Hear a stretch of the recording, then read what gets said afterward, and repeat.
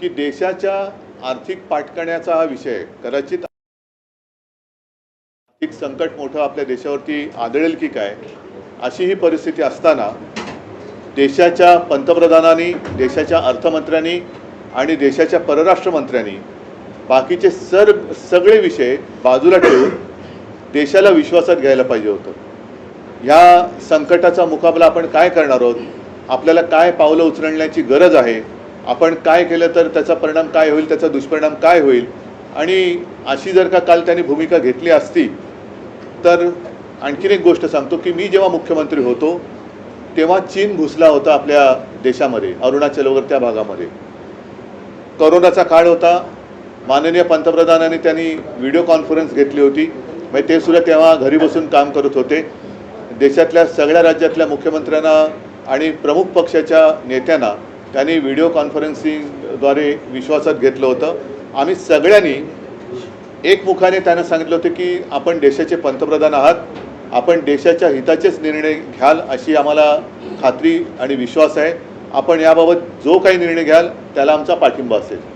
जर त्याच पद्धतीने हे देशासमोर येणारं आर्थिक संकट सगळ्या देशवासियांना त्यांनी सांगितलं असतं आणि सगळ्यांना विश्वासात घेऊन आपण काय पावलं उचलणार आहोत हे सांगितलं असतं तर बरं झालं असतं। आम्ही एकमुखाने एका क्षणाचीही चर्चा न करता त्यांना पाठिंबा दिला असता।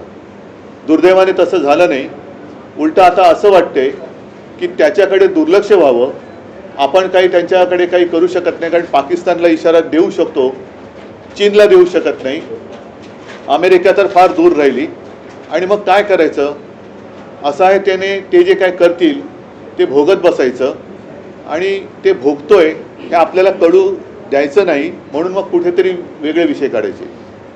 आता हा एक खरा महत्त्वाचा मुद्दा, आज तरी मी अपेक्षा करतोय की आज तरी अधिवेशन सुरू आहे लोकसभेत आणि राज्यसभेत, सगळे विषय बाजूला ठेवून या आर्थिक संकटाबद्दल आपल्याला, आता पंतप्रधान मला वाटतं परदेशात गेले, परराष्ट्रमंत्री कुठे आहेत काही कल्पना नाही, अर्थमंत्र्यांनी तरी एक आवाहन केलं पाहिजे, बाकी गृहमंत्र्यांचं तर काय आनंदच आहे, पण त्यांनी देशाला शासकीय भाषेत अवगत केले पाहिजे।